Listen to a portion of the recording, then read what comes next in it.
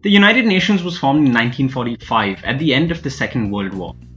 Having witnessed the devastating effects of the war, countries from around the world came together and drafted the United Nations Charter, which outlines the principles, functions, and mandate of the UN. The UN officially came into existence on the 24th of October 1945, when the UN Charter was signed and accepted by about 51 countries.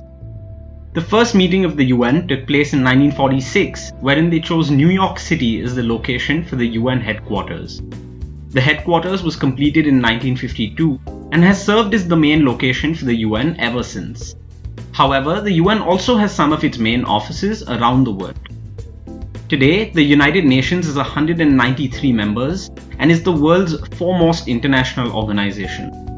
Its main aim is to prevent conflict, to uphold human rights, and to provide developmental assistance and humanitarian aid.